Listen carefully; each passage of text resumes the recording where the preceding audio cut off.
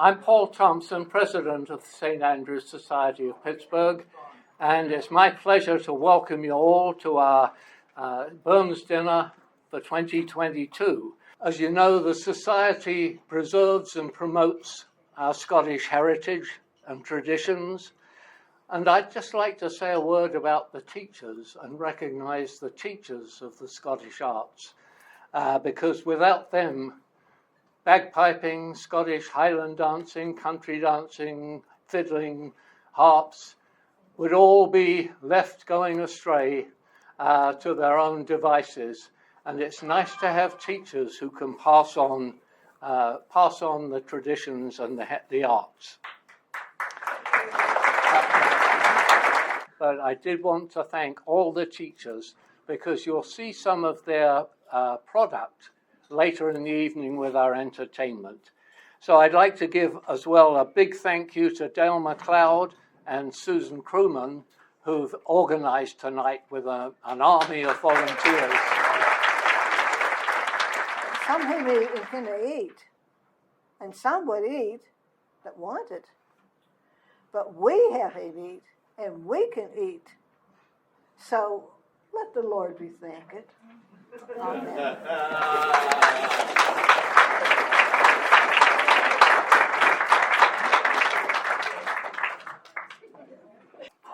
Ladies and gentlemen, please stand to welcome our guest of honor, the Haggis. Pipe Major Carlisle, pipe in the Haggis!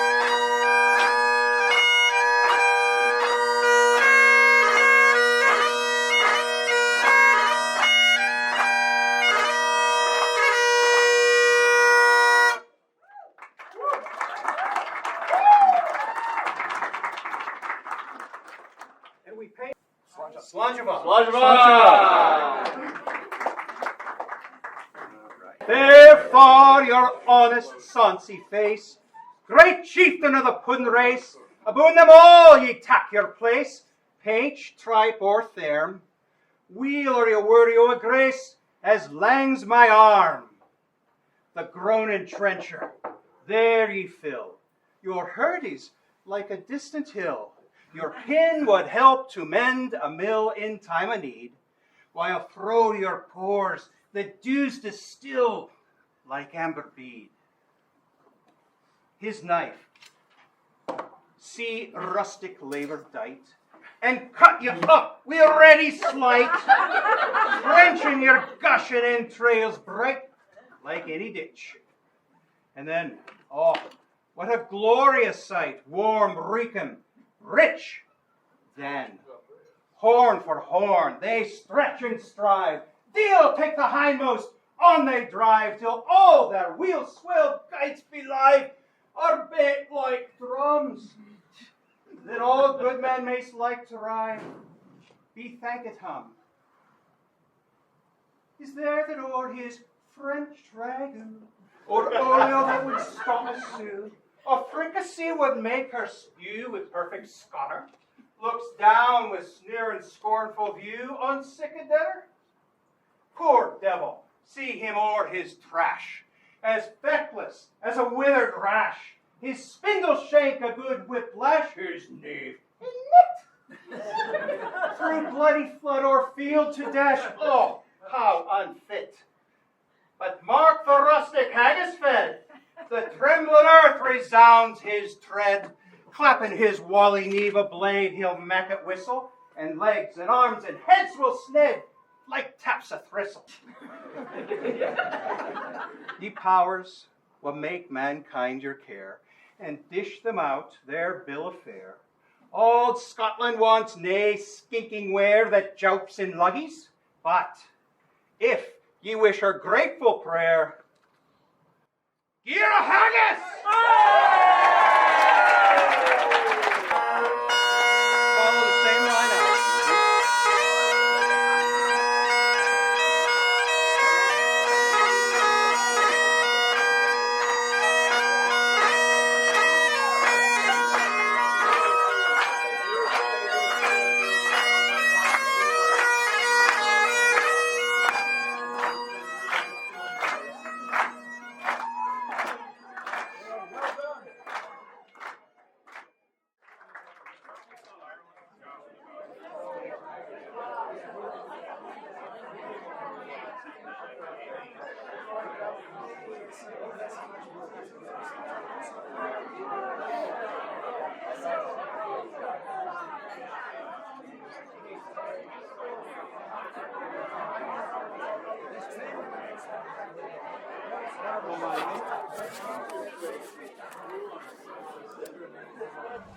We're very happy to have Fiona featured this evening as she shares her thoughts on Robert Burns' immortal memory.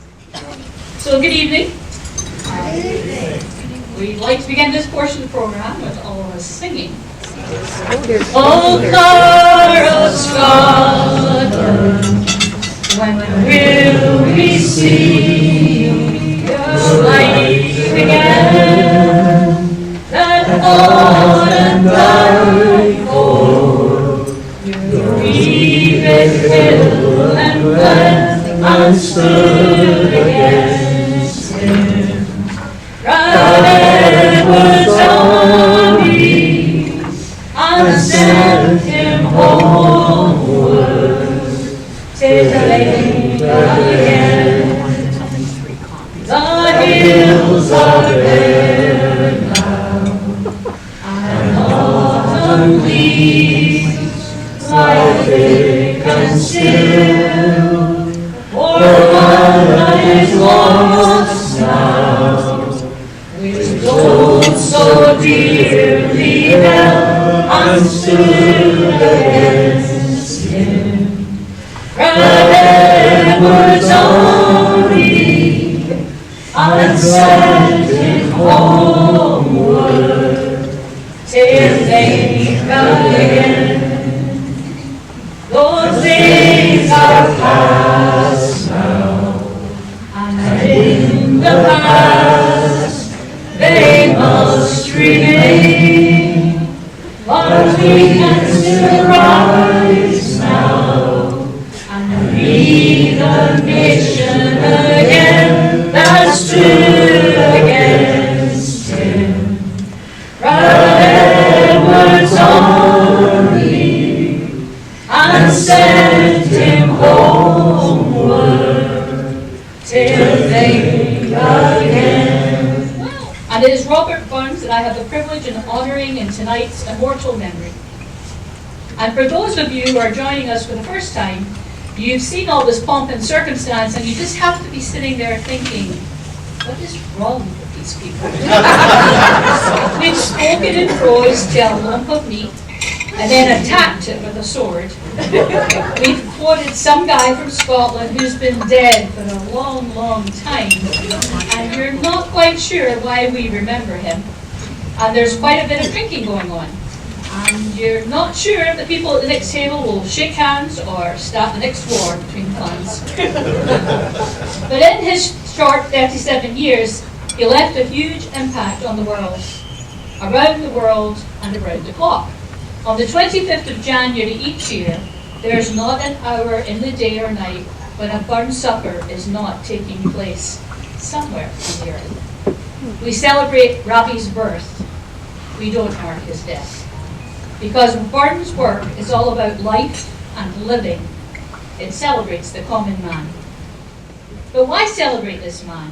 Why are we here 262 years later honouring a poet, a writer, a farmer? It's a deep question. But I think the answer to why we celebrate Robert Burns lies in all of us. The answer, I think, is found in a mirror. Because Robert Burns is all of us. Scots wi' hay, wi' Wallace fled. Scots wi' Bruce as Afton led. Welcome to your gory bed, or to victory. Now's the day and now's the hour. See the front of battle lower. See approach proud Edward's power. Chains and slavery. Burns was a critic of the ruling class. He was a proclaimer of equality, as seen in A Man's a Man. You see yon worky cad, a lord, with struts and stairs and all that. Though hundreds worship at his word, he's but a coof for all that. For all that, and all that, his Ravan star and all that, the man of independent mind who looks and laughs and all that. A king can make a belted knight, a marquis duke and all that, but an honest man aboon this might, with faith he money for that. For all that and all that, their dignities and all that, the pith of scent, the pride of worth, are higher ranks than all that. He was a farmer and an excise man, an environmentalist and an animal lover, as in his poem To a House. Robert Burns was both a failure in relationships and a hopeless romantic, especially with his wife, Jean Armour. His romantic side was captured in his poem, A Red, Red Rose. Oh, my love is like a red, red rose that's newly sprung in June. Oh, my love is like the melody that's sweetly played in tune. As fair art thou, my bonny lass, so deep in love am I, and I will love thee still, my dear, till all the seas gang dry. He wrote of the weather, seemed to have an unnatural affinity to freezing, tempestuous weather, similar to what we've been experiencing lately, as seen in winter, a dirge. I invite you to read along with me. The wintry west extends his blast, and high rain visible, or the stormy north sends driving forth of lightning, sleet, and snow. While tumbling the ground, the thunder comes down, and roars with divine vapor, and birds and beasts co-everest, and pants the harvest air. The sweeping blast, the sky overcast, the joyless winter day, and others sweeter than the moon more clear, than all light and rain. The tempest howl, it soothes my soul, my peace it seems to join, and leafless trees my fancy please, their fate resembles mine. He enjoyed his food, as we've seen in Dale's amazing rendition of Address to the Haggis, which we enjoyed earlier, and he loved having a good time, as we'll soon hear in Sue's recitation of the infamous Tam O'Shanter, a poem described as a celebration of life, a recognition that human pleasure is fleeting, but all the more precious for that. Robert Burns was aware of his mortality, as seen in In the Prospect of Death. O thou unknown, almighty cause of all my hope and fear, in whose dread presence ere an hour, perhaps I must appear. He didn't believe everything he read or was told, as any good social media follower hopefully mimics, as he writes in the first lines of Death and Dr. Hopper, a true story. Some books are lies, grey end to end, and some great lies were never penned. We could go on and on, but because your glasses are getting dangerously low, I will bring this little poetic journey to an end. So why do we celebrate Robert Burns, a poor Scot in the late 1700s? It's because Burns, or at least some aspect of Burns, is us. And I'll go a wee bit further also and say that Burns is a reflection of our own desires to do something that matters, that makes a difference in the lives of others and in history. While Scots are proud of Burns' literary works, it is his view of the world that inspires them. We can all look at Robert Burns and find something we identify with. He is us.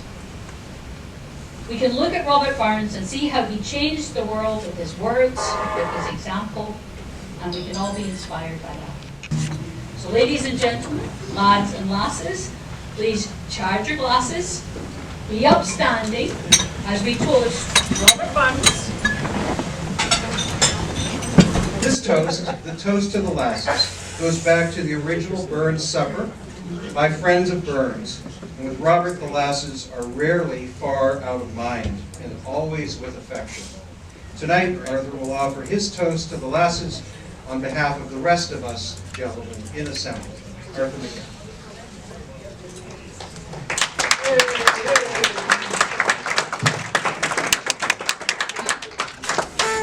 Okay, I know how to do that. Thank you. Good evening. You know, I was surprised when Dale asked me to give the toast to the lassies this evening, and I was surprised that we still had such a thing. Since all the language is now inclusive, there's no actresses and waitresses, there's actors and servers. Those who remember buses and tramcars,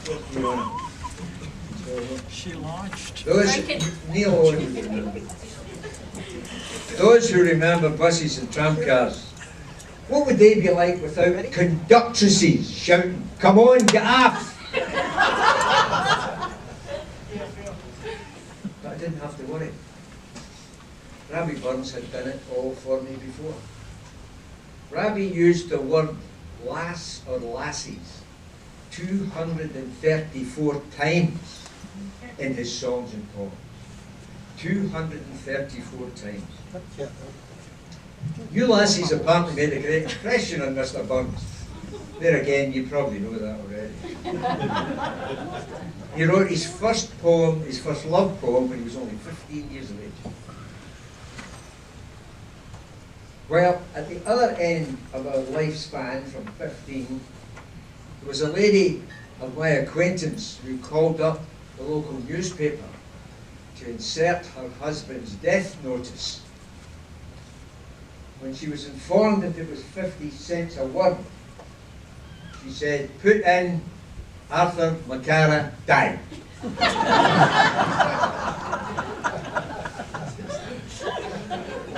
She was informed that there was a 7-word minimum. So she says, "Okay, put in Arthur McCara died. Golf clubs for sale."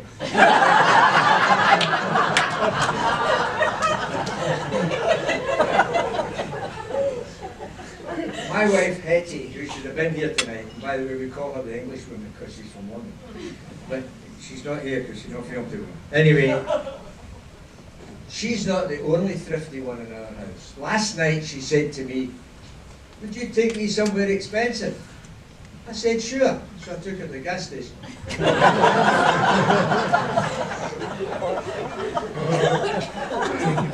And once upon a time, trying to add a wee bit of spice to our love life, I suggested that we should change positions.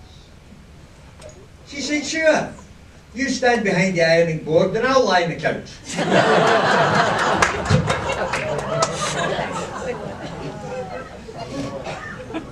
I can see you all going, "Oh boy, here we go." We think knowing the lang Scotch miles, the horses, water slaps and styles that lie between us and our hame, where sits our sulky, sullen day, gathering a bruise like air and storm, and nursing a wrath to keep it warm. Friends, I'm old enough to remember when Robert Burns suppers like this one were male only, where there was a lot of use kebab involved. and they lasted late into the night. From these times of long ago, old lang syne, I will leave you with my favourite tale of a wife and a Burns supper. Jock was walking home from his local Burns club's Burns supper, feeling no pain. However, he thought that a distraction from his condition would help when he got home. So as he walked past the village pond, he picked up a duck and he stuck it under his arm. As he got to the house, the front door burst open, and she who must be obeyed, was standing there. The hair colours, the headscarf, and the dressing gown. And she says, "Where did you pick up the pig?" He says, "It's not a pig, it's a duck." She says, "I'm talking to the duck."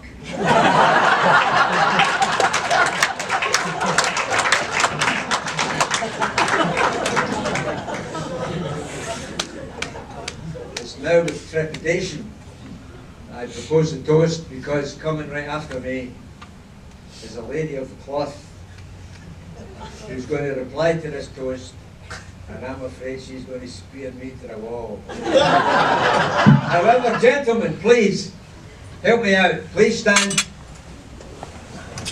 Judge your glasses. And join me in the toast. The lasses. The lasses. Thank you, Arthur. I knew I asked the right man to deliver that text. So there is always the response or the reply from the lasses. It follows the toast from the lasses, following the toast to the lasses, because they always have the last word. Pat Frick is a first-generation American whose parents emigrated from Scotland, settled in the Wilkinsburg area. From what I've learned, it had become Pittsburgh's Scottish community. Pat is a retired Presbyterian minister who answered her call to the ministry a little later in life. She and her husband moved around quite a bit as she served in communities around the whole breadth of the United States, finally settling here in southwestern Pennsylvania. She is a self-proclaimed the most irreverent reverend you will ever meet. I love that phrase. Well, I don't know about whether she is irreverent, but I can tell you that she does enjoy a dram. And honestly, sometimes I feel like I'm getting carpal tunnel syndrome with repetitive motion by refilling and refilling her whiskey glass, all in good. Tonight, Pat delivers the reply from the lasses.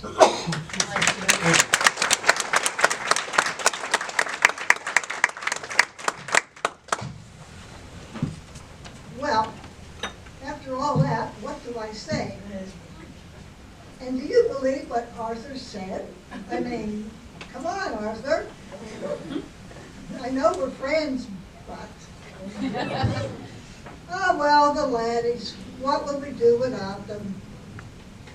They climb on the roof, and they put up the Christmas lights. And not once to indulge in frivolous activity, they leave them up there for next year. And I have found that they are quick with innovative solutions to household problems. You know, all those little things that go wrong, you don't know what to do with. When the water won't shut off in the toilet tank, they're right there with an economical solution. A bucket of rocks tied to the float arm shuts off the water until the string breaks at 3 a.m. And ever thoughtful and considerate, they stack their dirty laundry on the floor beside the laundry basket. They bring their dishes to the kitchen And they stack them right beside the dishwasher so you can find them. And they're good providers of fresh produce for a planting a vegetable garden. Their tomatoes are the envy of the neighborhood. They achieve such wondrous results by the administration of a special tea that they concoct themselves. It consists of a barrel, some manure, and water. And they take this tea and you very carefully water everything every day or so that they get their optimum crop. Well, sometimes on a very hot, humid summer morning, you inhale, the neighbors step out of their house, they stop, look around, look at my shoes. Did I step in something? So, our stalwart laddies, they just ignore all that and they go on with what they have to do. And you know, they may not be the president of the company, nor the acclaimed artist, or the hero of the day, but they're our heroes, protectors of our family. A toast to our heroes, the laddies. Upstanding ladies. To the laddies. The laddies. So these are the traditional toasts, and now for another method of expressing Scottishness through music, dance, performing arts, what many have long considered Robert Burns' masterpiece, Tam O'Shanter, eventually. For discussions on Highland dancing, I'm going to turn the mic over to Paul Thompson, one of the Pittsburgh area's experts on Highland dancing.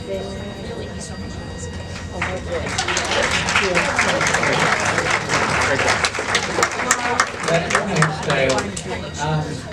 We have some fantastic entertainment tonight.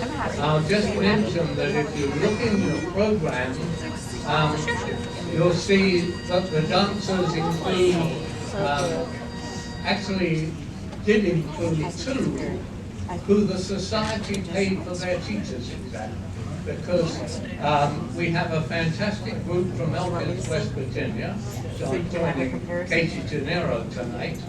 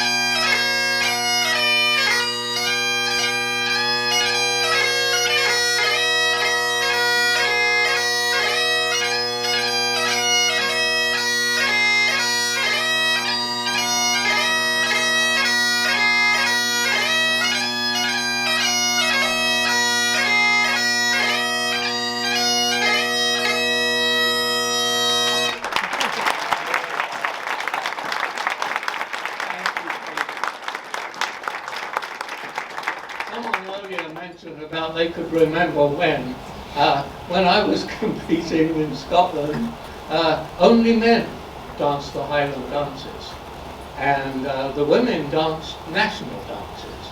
Today, both dance, men and women dance both, but going back to the Dark Ages. But it's not, this dance wasn't danced, written to be danced by a blue bonnet. It was written to be danced for somebody for a blue bond. It's a flirtatious dance, a young lass trying to attract the attention of one of the blue bonds. It's Gabrielle Field.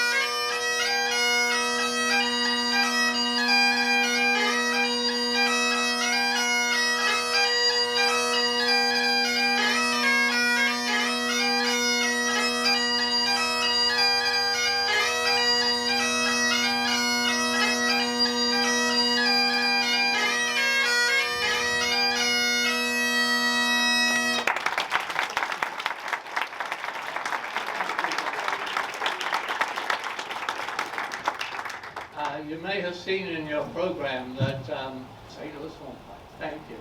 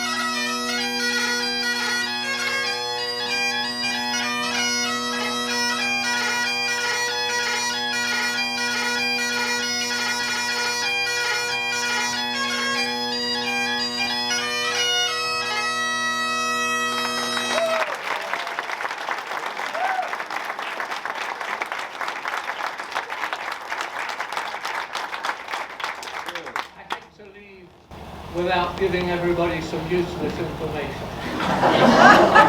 But 300 years ago there was tar everywhere on a ship. The hull was made watertight by tar, the board on the deck, the rigging was, the ropes were all coated with tar, the sails were coated with pine tar to make them in, and the hair, sailors put their hair, tar in their hair, so that it wouldn't catch in the equipment. And then if you ever wondered what these stupid collars, they're to keep the tar in their hair off your uniform. And whenever you got a new uniform, you never went like this to pick it up, because you got dirty hands. So you folded your arms, and they put your uniform on your folded arms for you to take back to your... Yeah, that's your useless...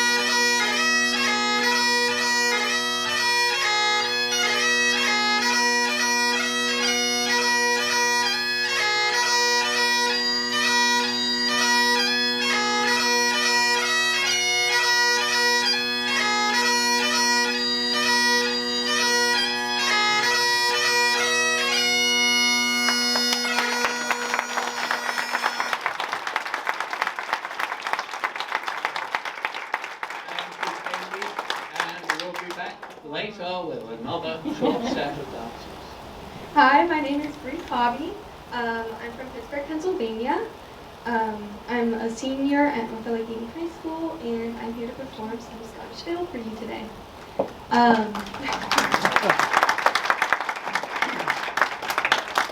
The first piece that I'll be performing for you is a slow air that I actually composed myself. It's called Poppy's Garden.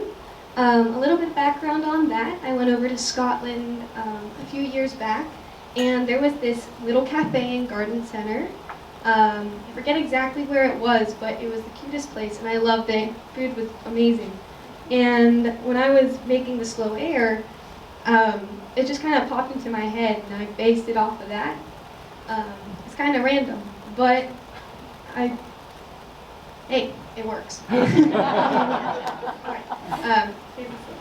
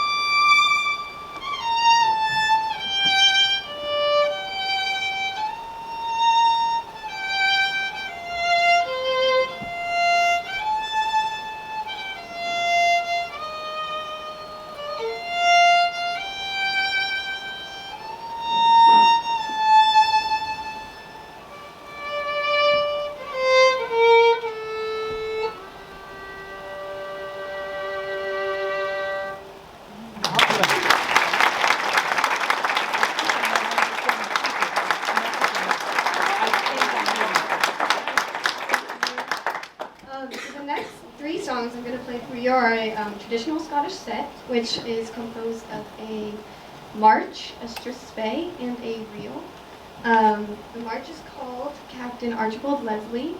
The strathspey is called North of the Grampians, and the reel is coincidentally called the Haggis. Very coincidental.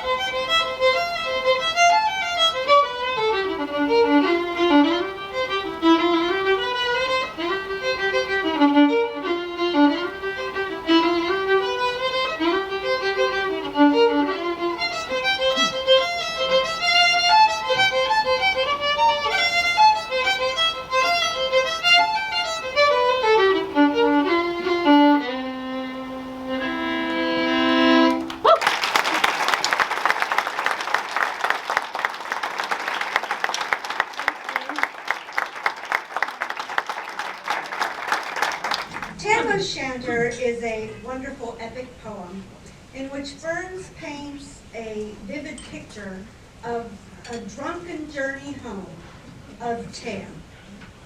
Poor Tam, who passes a local haunted church in the old Scots town of Ayr during a storm. To our tale. When Chapman Billies leave the street and Ruthie Neavers meet, as market days are wearing late and folks began to take the gate, while we sit boozing at the nappy and getting full and unco happy, we think now on the long Scots miles, the mosses, waters, slaps and stiles that lie between us and our hame, where sits our sulky, sullen dame, gathering her brows like gathering storm, nursing her wrath to keep it warm.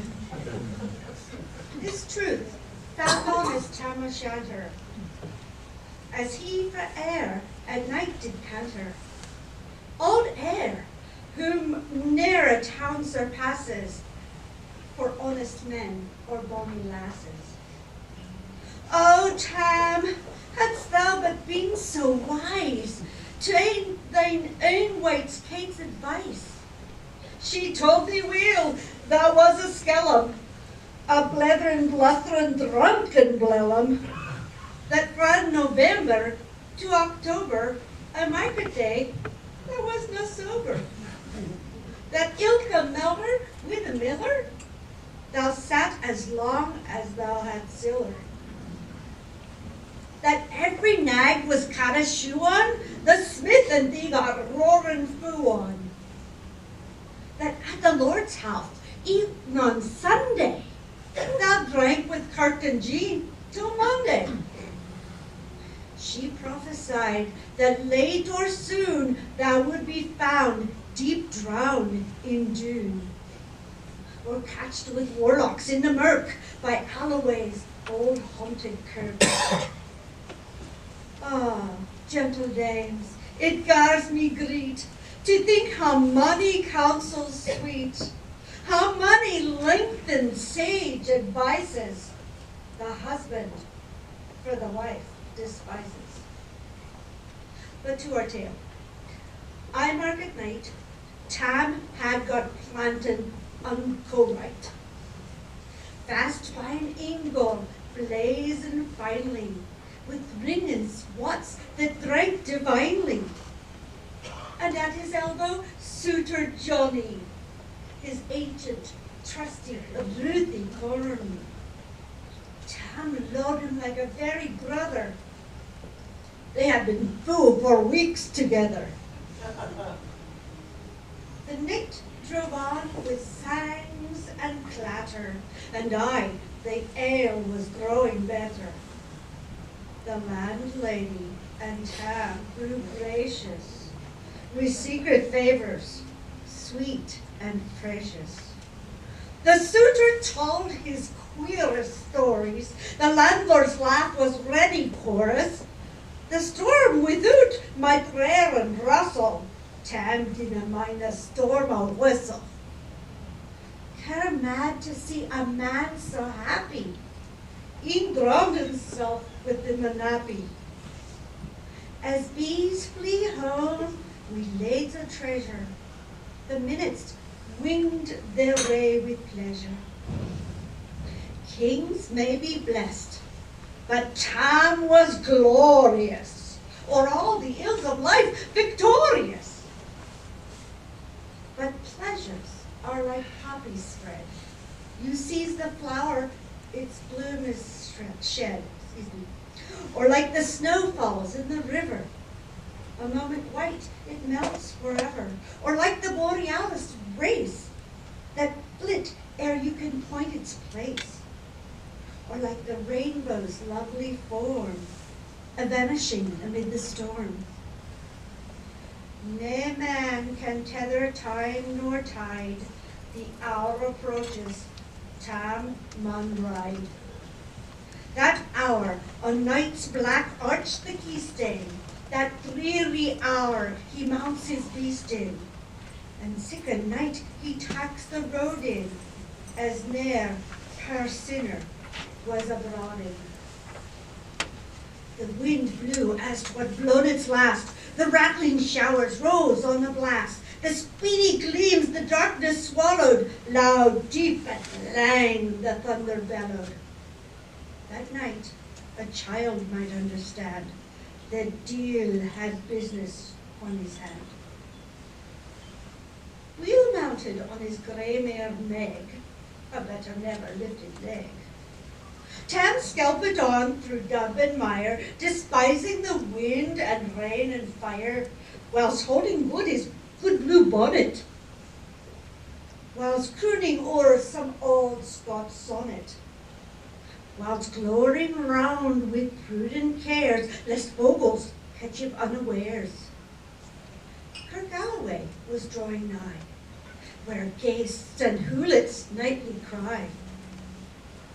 By this time he was crossed the ford, where in the snow the chapmen snored, and past the bicks and bibble stay, where drunken Charlie backs neck bray, and through the winds and by the cairn, where hunters found the murdered bairn, and near the thorn aboon the well, where Mungo's mother hanged herself. Before him Doon pours all his floods, the doubling storm roars through the woods. The lightnings flash from pole to pole, near and more near the thunders roll. When, glimmering through the groaning trees, Kirkalloway seemed in the breeze. Through Ilchabor the gleams were glancing, and loud resounded mirth and dancing. Inspiring bold John Barleycorn, what dangers thou can make us scorn? With Tiffany we fear the evil, with Yuskabay we face the devil. The swat so reamed in Tammy's noodle, fair play he cared not deals of boodle. But Maggie stood right sair astonished, till by the heel and hand admonished, she ventured forward on the light, till, and wow, Tam saw an unco sight. Warlocks and witches in a dance, ne cotillon brand new from France, but hornpipes, jigs, strathsprays, and reels, put pipe and metal in their heels. A Winnick bunker in the east. Yeah, that's over there. Okay, east. There sat old Nick in shape of beast. A towsy tyke, black, grim, and large. To gie the music was his charge. He screwed the pipes and got them skirl, till roof and rafters all did dirl.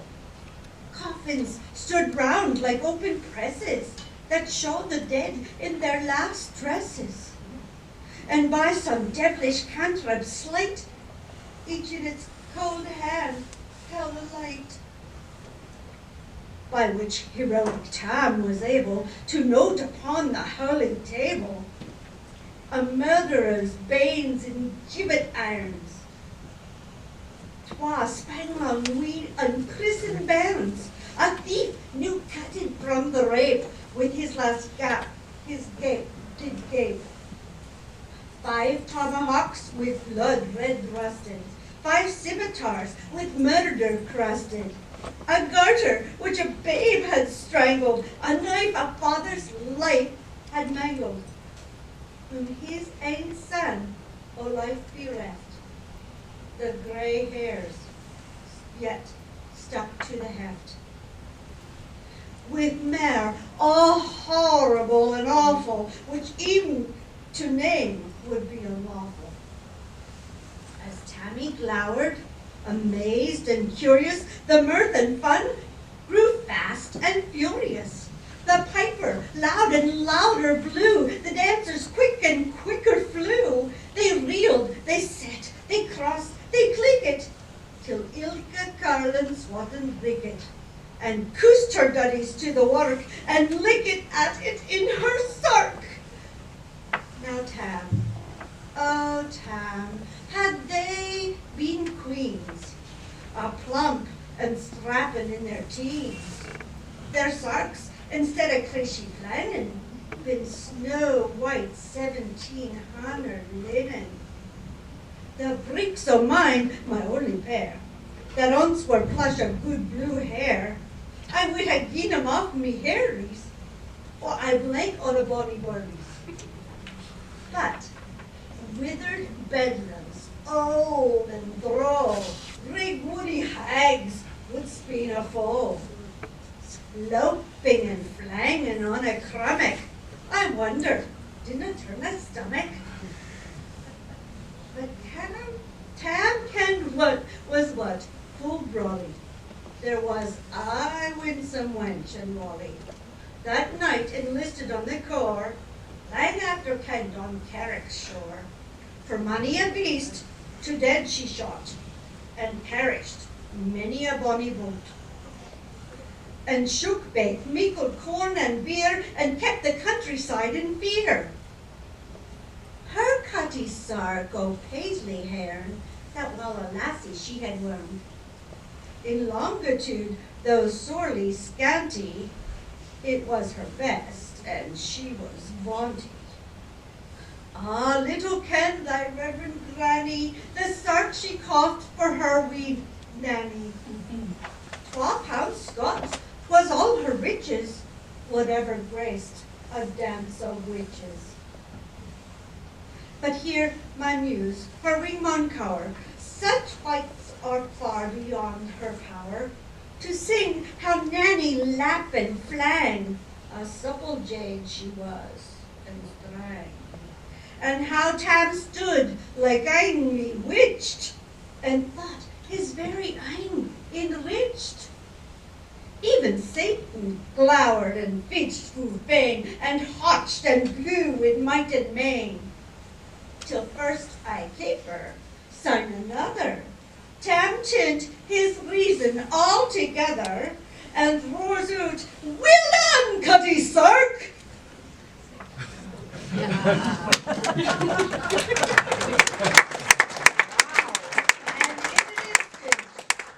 was dark. And scarcely had he Maggie rallied, when out the hellish regent sallied. As bees biz out with angry fyke, and plundering herds assail their bike. As open pussy's mortal foes, when pop, she starts before their nose. As eager runs the market crowd, when catch the thief resounds aloud. So Maggie runs, the witches follow, with money and eldritch screech and hollow. Ah, Tam, thou get there farin'. In hell they'll roast thee like a heron. In vain thy Kate awaits thy coming. Kate soon will be a woeful woman. Now do thy speedy utmost, Meg, and win the key stain of the brag. There at them thou thy tail may toss. A running stream they may not cross. But ere the key stain she could make, the faint tail she had to shake. For Nanny, far before the rest, hard upon Nanny pressed, and flew at Tam with furious settle. But little wished she Maggie's mettle. Eye Spring brought up her master Hale, but left behind her own grey tail. The Carlin caught her by the rump, and left poor Maggie scarce a thump. Scarce a stump, not a thump. Now, what this tale of truth shall read, ilk man and mother's son, take heed. Whene'er you are to drink inclined, or cutty sarks run through your mind, think ye may buy the joy so dear. Remember Tam O'Shanter's mare.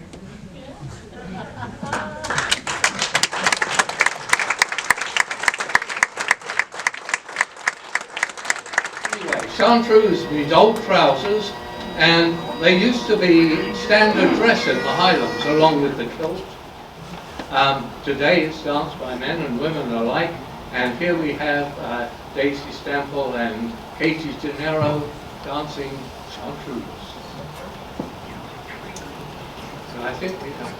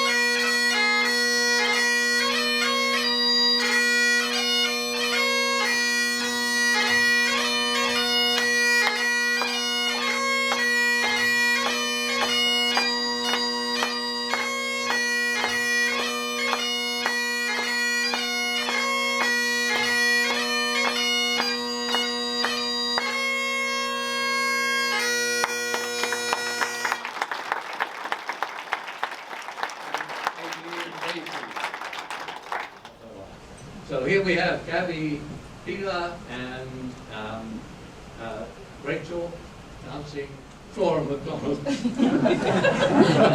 Yeah. Okay. Testing me today.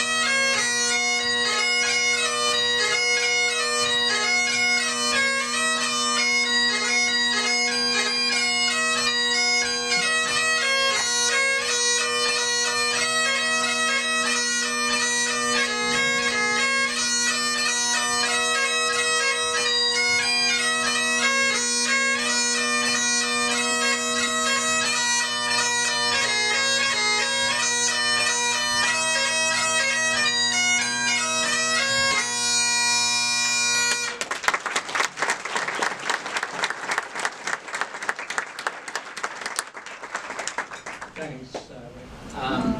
The Scottish official board has banned for the COVID time the reel and Strathspey and half tower because you pivot turf, and that's contact. So we have a Strathspey and Highland reel where there's no contact, and the Strathspey and Highland reel does follow the Gaelic tradition of dancing, but there's a number of French ballet influences, as you'll see in the springs in the steps.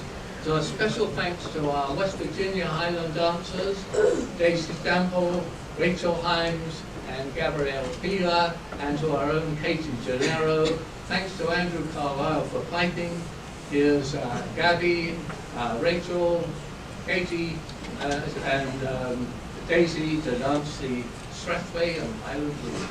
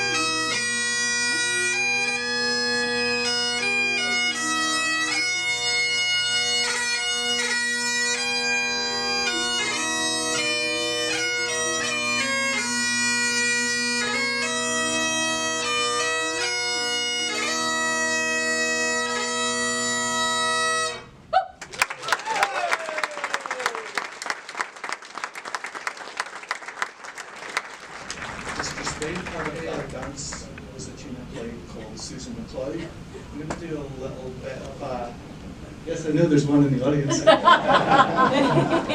don't think it was composed for music. So there's going to be a bit of a play on Susan McLeod. I'm going to do it in maybe 3 different time signatures, maybe 4. I'll see what happens.